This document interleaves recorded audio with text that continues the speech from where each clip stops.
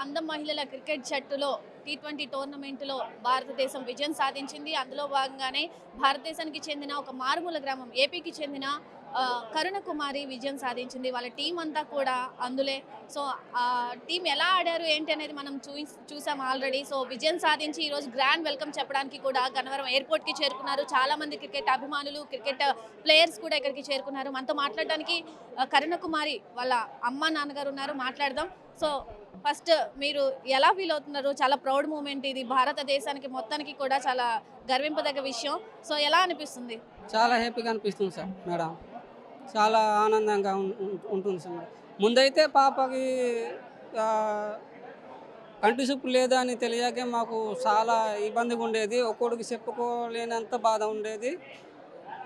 ఇప్పుడు మాత్రము ఇలాగ మరి ప్రపంచానికి మరి పేరు తెచ్చిపెట్టిందని నాకు చాలా గౌరవంగా ఉంది. నేనైతే ఇలాగ గెలుచుకొని ప్రపంచానికి పేరు తెస్తుంది అనేసి నేను మా పాప గురించి ఎప్పుడు ఆలోచించలేదు సార్. తెలియదు కూడా నాకు. ఇలాగ ఆటలు నేర్చుకుంటుంది, ఈ స్థాయికి వెళ్తుందని నాకు ఎప్పుడు అనుకోలేదు, తెలియదు కూడా. సో మీరు ఎక్కడి నుంచి అసలు ప్రాపర్ మీది ఏ ఊరు? మాది వంటలమాడు గ్రామం మేడం, పాడేరు మండలం, ఆలూరు సీతారామరాజు జిల్లా. సో అక్కడ ఒక మారుమూల గ్రామం, ఎవరికి ఆ ఊరు గురించి కూడా ఎక్కువ తెలియకపోవచ్చు. మీకు ఎంతమంది పిల్లలు? నలుగురు మేడం, ఒక బాబు, ముగ్గురు పాపలు.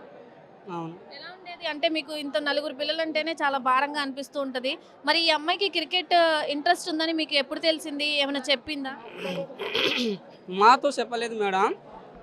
ఈ వైజాగ్ హాస్టల్కి జాయిన్ చేసిన తర్వాత మేడం వాళ్ళతో, సార్స్ వాళ్ళతో చెప్పడం జరిగిందట. నాకు కూడా క్రికెట్ ఆడాలని ఉంది మేడం, నేను కూడా ఆడుతాను, నేర్చుకుంటాను అనేసి చెప్పడం జరిగిందట.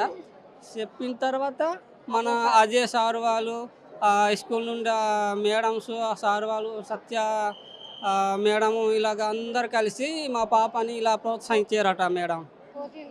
కోచింగ్ ఇచ్చారట. కోచింగ్ ఇచ్చిన తర్వాత 8th క్లాస్కి జాయిన్ చేసినాను కదా, 8th క్లాస్ నుండే కోచింగ్ ఇవ్వడం జరిగిందట. 9th వెళ్ళగానే ఇక్కడ బెంగళూరు, కర్ణాటక ఇలాగ తీసుకెళ్ళారట. తీసుకెళ్ళిన తర్వాత ఆ పాప ఆడేది చూసి ఈ ఢిల్లీలో సెలెక్ట్ చేయడం జరిగిందట మేడం.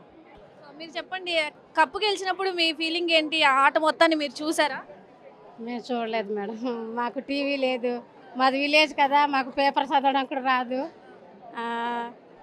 మా ఊరి సర్పంచే చెప్పారు, మీ పాప గెలిచింది, కప్పు తీసుకుందంటే అప్పుడు మా సెల్లుకి ఫోటోలు అవి పంపిస్తే చూసాము.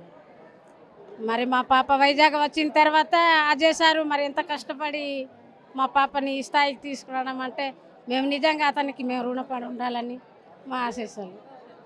అంటే మీరు క్రికెట్కి పంపించడానికి ముందు ఎలా ఉండేది కుటుంబం అంతా కూడా?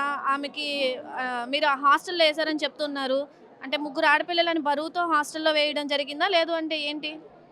అంటే ఇప్పుడు పిల్లలు చదువుతున్నారు కదా, పాప కంటి చూపు రాకపోయినా ఒకవేళ చెవులు వినబడతాయి కదా, ఒకవేళ మరి సంతకం అయినా నేర్చుకుంటుందేమో అన్న ఆశతో జాయిన్ చేసాము. మరి పాపకి కళ్ళు కనిపించవు కాబట్టి మరి అవి వినడం తప్ప రాసుకోవడం అయితే ఏది లేదు. వైజాగ్లో బ్లైండ్ జాయిన్ చేసిన తర్వాతే మరి అక్కడ మరి దేంతో రాయిస్తున్నారో మరి కంప్యూటర్ ద్వారా మాకు అయితే తెలీదు. ఎంతవరకు చదివించారు పాపని? ఇప్పుడు 10th, అంటే 17 సంవత్సరాలు. 17 ఇప్పుడు పాపకి 17 సంవత్సరాలు. మేము 6 సంవత్సరాలు తర్వాత ఊర్లో బడిలోనే జాయిన్ చేసాము. అంటే పిల్లలు ఏడిపిస్తున్నారని మా పాప 2 సంవత్సరాలకు మానేసిందమ్మా. ఇప్పుడు 7వ తరగతి వరకు వెళ్ళింది అక్కడ, కానీ మరి రాసుకోవడాలు అయితే ఏమీ లేదు.